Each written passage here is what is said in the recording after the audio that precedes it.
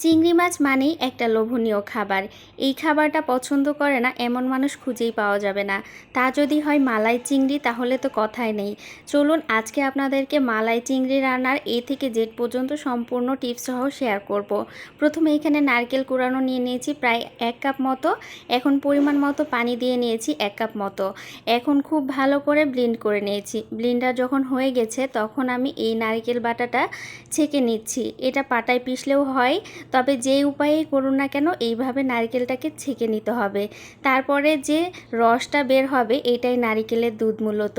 এই দুধটুক দিয়ে আমি চিংড়ি মাছের মালাইকারি করব। কোনো রকম পানি ব্যবহার করব না। এখানে প্রায় মিডিয়াম সাইজের 9টা চিংড়ি মাছ নিয়েছি। এখন আমি লবণ, হলুদ, সামান্য মরিচের গুঁড়া দিয়ে খুব ভালো করে মাখিয়ে নিচ্ছি।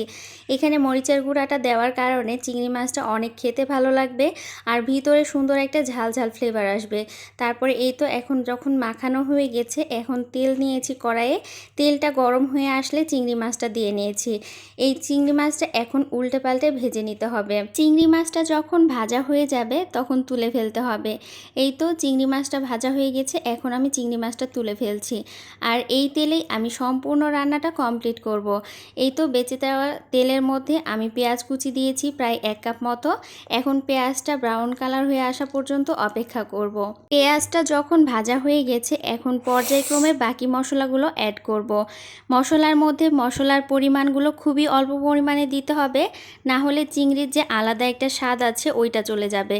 পরিমাণ মতো মরিচের গুঁড়া দিয়েছি 1/2 চামচ মতো, তারপরে হলুদের গুঁড়াও 1/2 চামচ দিয়েছি, পেঁয়াজ বাটা 2 চামচ দিয়েছি, লবণ দিয়েছি পরিমাণ মতো মানে স্বাদ অনুযায়ী, আর দিয়ে দিলাম আদা রসুন বাটা একেবারে হাফ করে।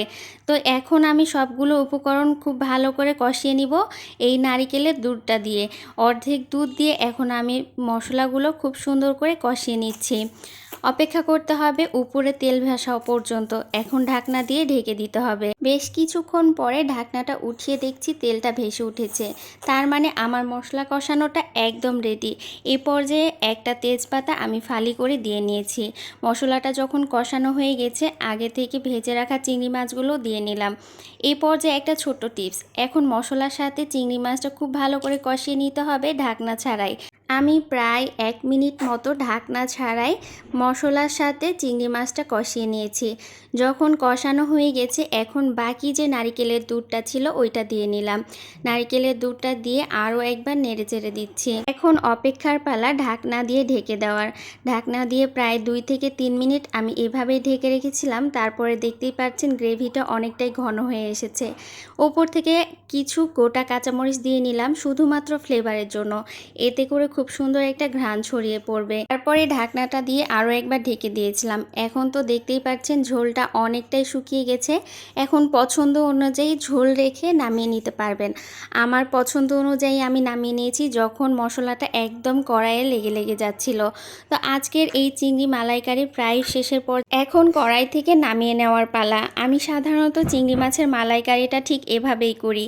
খেতেও যেমন মজা হয়, দেখতেও তেমন অনেক সুন্দর হয়।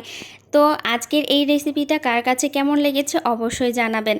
ভালো লাগলে তো অবশ্যই লাইক কমেন্ট শেয়ার দিয়ে দিবেন। আপনাদের একটা লাইক কমেন্ট শেয়ার আমাকে অনেক অনুপ্রেরণা করে। তো আজকের মতো এই পর্যন্তই। আল্লাহ হাফেজ।